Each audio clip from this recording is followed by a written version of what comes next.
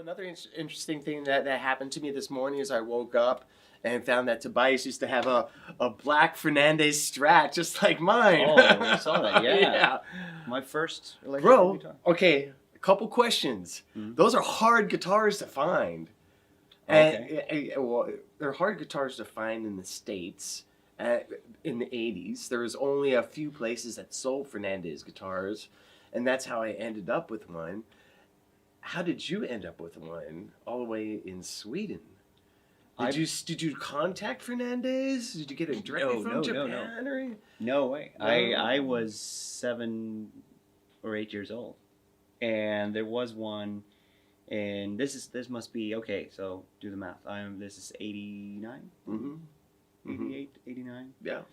And I found one at the guitar shop in Linköping where I was born. Mm-hmm.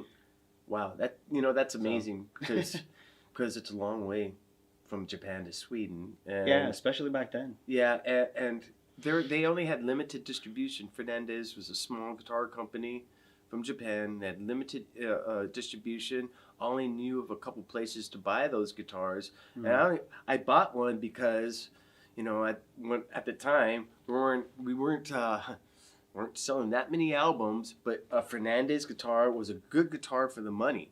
It wasn't like ESP or even like Fender or Gibson, but they were still made well and they sounded good, and that's why I played one, because it was one of the better Strats that was not a Fender.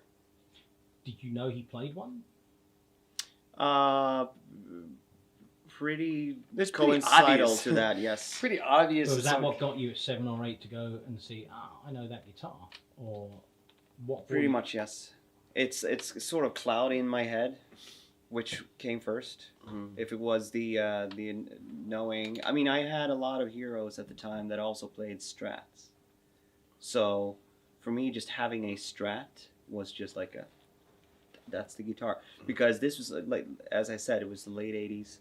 So you had like a myriad of colors of like all kinds of weird, like guitars back then neon were crazy. shit on the wall. You had tiger stripe guitars. You had guitars with like Japanese flag on it. Back then it was the era of like really badly graphically designed guitars.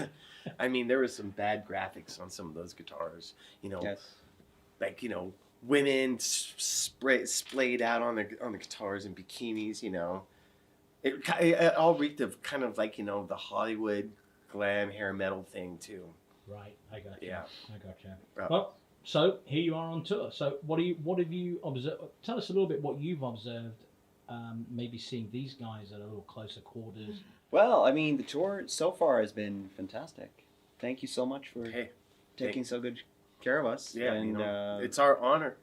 Really is. I mean, we all are big Ghost fans, and we want to put on the best possible show for our fans, and that means bringing out the best possible bands we can to play with us, and we feel it's important to be able to put out a very like well-rounded out show that offers a lot of different stuff. And you guys, your music and your show just offers so much of a different sort of thing than we do, that I think it works out really, really well.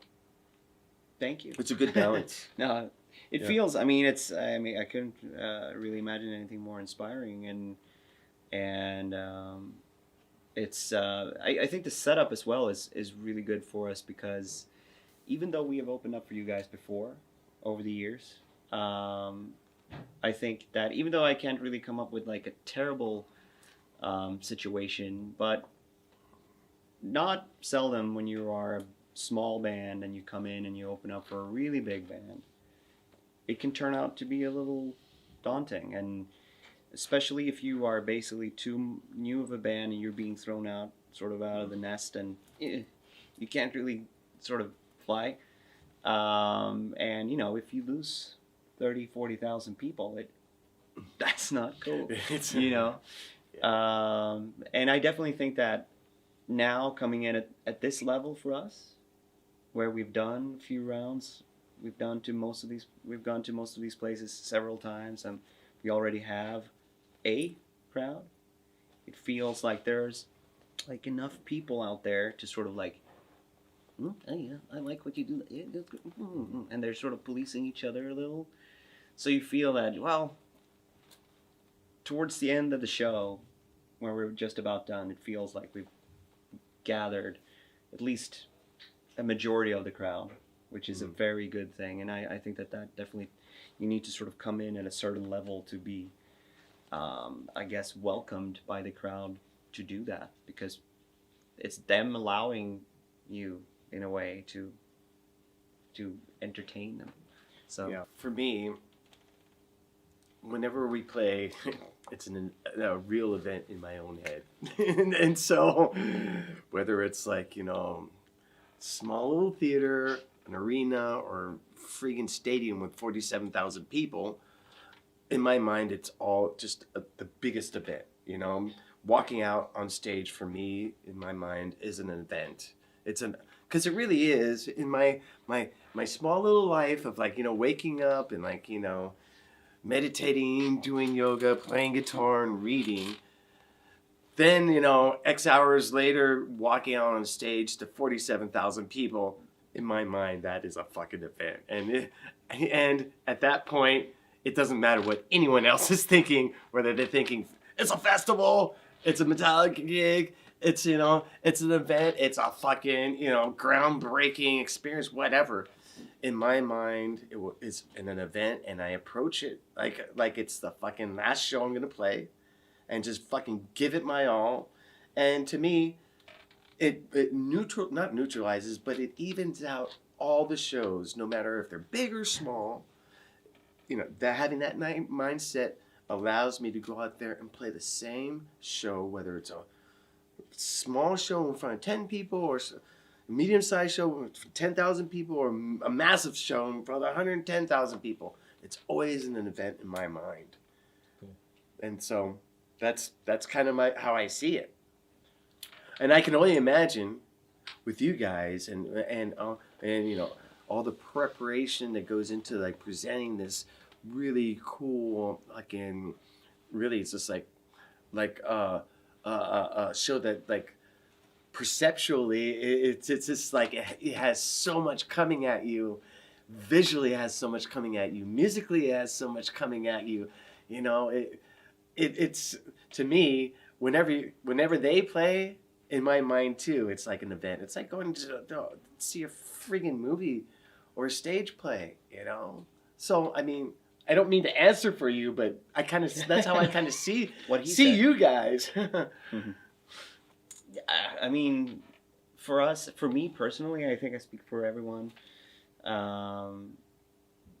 It's like being here doing this tour, opening up for you guys, is basically two different things in terms of, or it's two separate things. It's one, the amazingness of doing a big tour like this, being asked to do it, being able to do it,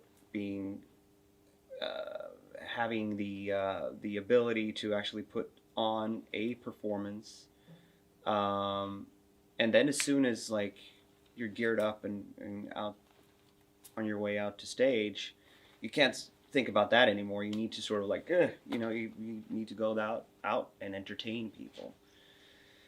And the one thing I've noticed, the bigger we get, even on our own, there is some sort of breaking point when you're playing clubs of a certain size, and you grow into bigger venues, and you eventually end up, hopefully, in arenas.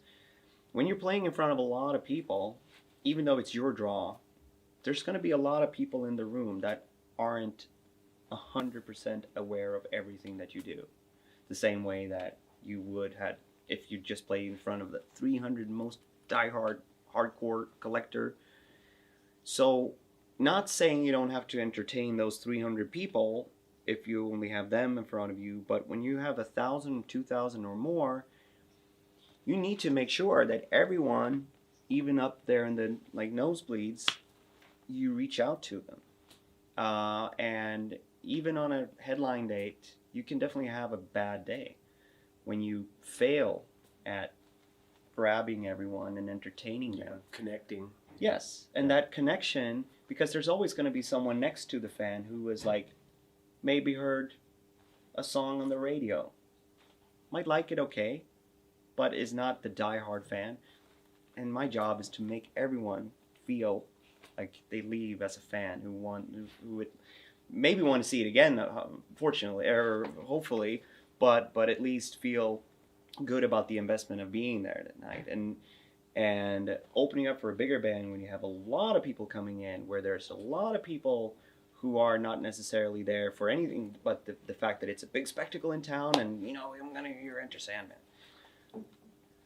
I need to reach out to that person. And coming here to Manchester City, the city Manchester, playing at Manchester City home ground, it feels like me and my team are coming in to play against Manchester City.